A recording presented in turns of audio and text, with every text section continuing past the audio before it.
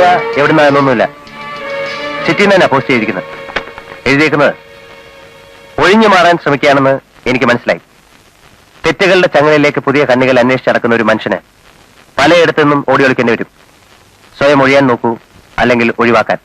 ഇല്ലെങ്കിൽ നിങ്ങളെ എപ്പോഴും ഭയക്കേണ്ടിയിരിക്കുന്നു. ഒരു ത്രെട്ടുണ്ട് ഇതിൽ. കൈയക്ഷരം കണ്ടിട്ട് ഇതാരുടേതാണെന്ന് പറയാൻ പറ്റുമോ? ഒരു പെണ്ണിന്റെ ഹാൻഡ് റൈറ്റിംഗ് പോലെ ഇരിക്കുന്നു. ഹാൻഡ് റൈറ്റിംഗ് പെണ്ണിന്റെ തന്നെയാ. അത് ഞാൻ എക്സ്പെർട്സിന്റെ അടുത്ത് കൊടുത്ത് വെരിഫൈ ചെയ്തു. ഇങ്ങനൊരു കത്തെഴുതാൻ ആരായിരിക്കും ചാൻസ് എന്ന് വല്ല ഊഹവും കിട്ടുന്നുണ്ടോ നോക്കണം. എനിക്കൊരു ഊഹവും കിട്ടുന്നില്ല. ഈ പെൺകുട്ടിയെ പരിചയമുണ്ടോ?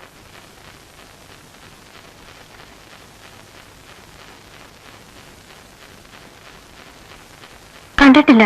ഓർത്ത് നോക്കണം. ഒരിക്കൽ പോലും കണ്ടിട്ടില്ലേ? ഇല്ല. ഷുവറാണോ? അതെ. ചാൻസ് ചോദിച്ച് ചെയ്ത് വല്ല പെമ്പിള്ളാരുടെ ഫോട്ടോ ആയിരിക്കും. അല്ല, ഇതാ കൂട്ടത്തിൽ നിന്നുള്ളതല്ല.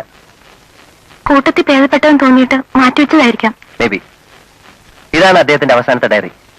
കഴിഞ്ഞ കൊല്ലത്തെയും ഇക്കൊല്ലം ജനുവരി വരെ ഉള്ളത്. കഴിഞ്ഞ നവംബർ വരെ ഏതാണ്ട് മുടങ്ങാതെ എഴുതി പോന്നിട്ടുണ്ട്. ഒന്നുമില്ലെങ്കിലും എന്തെങ്കിലുമൊക്കെ കൊത്തിക്കൊടിച്ചിരുന്ന ആ പതിവിന് അന്ത്യം സംഭവിച്ച ദിവസങ്ങളാണിത്. നവംബറിലെ 21-ാം തീയതി അവസാനിക്കുന്ന ഈ കുറിപ്പുകളിൽ പിന്നെ ഒരു പേജിൽ എന്തെങ്കിലുമൊക്കെ എഴുതിയിരിക്കുന്നത് ജനുവരി 1-നാണ്. അവസാനത്തെ കുറിപ്പ് ജനുവരി 1-നാണ്.